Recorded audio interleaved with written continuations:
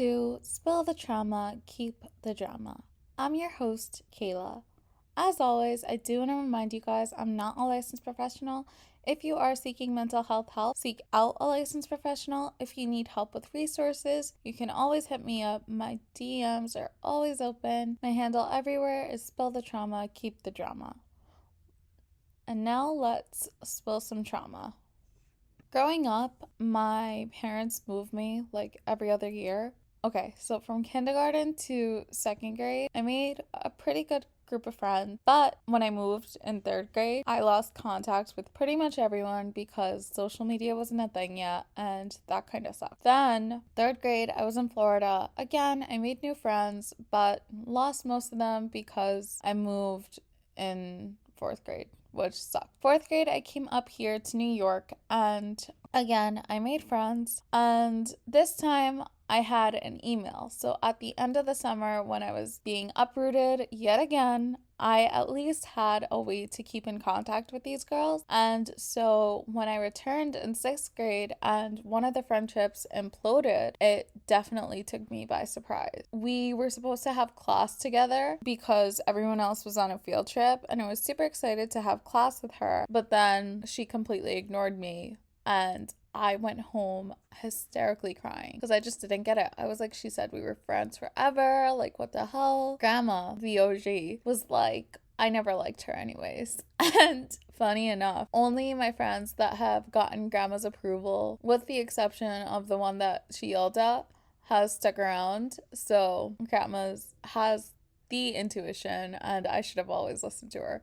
But little kid me was very stubborn and didn't like to listen. So that was my first friend breakup. Of course, I made friends after that and I was adjusted enough, but then I didn't have another friendship loss until college. So in college, I was a part of two friend groups, and the first friend group kind of evaporated over drama, and I was honestly okay with it evaporating because some of the people in that group were high-key annoying and controlling, and honestly it was a friendship that I was glad to be done with, or like a group that I was glad to be done with. But then the second one, oh my gosh, so it was so much drama. It was a group of like 6 or 7, maybe 8 girls. I think it was 8 of us. And there was so much drama. There were sneak chats. You know in Mean Girls when they do like that thing where Lindsay Lohan does a sneak call and there is a conference call and they don't know it's a conference call? We had moments like that, but with texts, and it was just like stupid drama. There were betrayals and so much drama unnecessarily. Some of the group just exploded, especially during COVID. We had some differences in beliefs and I guess creative differences you could call it, but we kind of just all stopped talking to each other, and that really sucked too because these girls, like, I remember thinking they were gonna be bridesmaids, and losing all of them was really difficult. Some friendships end really abruptly, and it's like you're friends one day and the next you get into a fight and you never talk again. And then some friendships are slow burns and you kind of just come to an understanding that you guys are no longer as close as you thought you were, and you just have differences that you don't think you can come back from. And honestly, losing friends does suck, and it can be painful, but you can take away so much from these friendships. Like, I learned that promises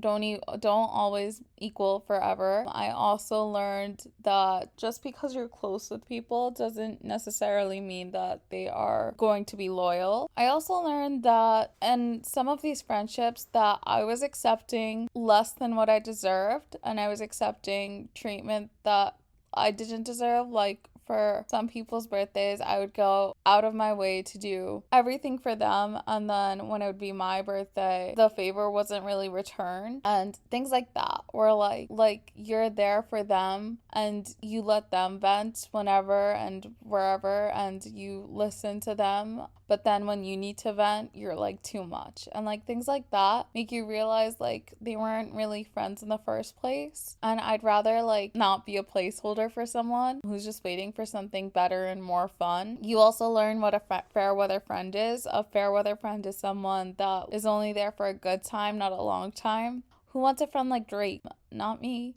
So yeah, I have, while it has been difficult in some of these situations, it's also just been a lesson that, as corny as it sounds, not everyone's here forever, but some people are just here for a season, and that's okay. With every friendship, you can definitely take away a lesson. And also, I've learned how to be more comfortable with myself and to like be my own friend, because at the end of the day, you're the only person that you have through everything, from the time you wake up in the morning to the time you go to sleep at night. And something I've been trying to do more is go on, I like to call them solo adventures. So my first solo adventure ever was going to a SZA concert alone, and I made friends there, and it was such a cool experience. And I haven't done anything like that in a while, and I do want to do that again soon, because it's so cool, because you like don't have to be on anyone else's time or anyone else's schedule, and you can just like go with the flow. It's really cool to get to know yourself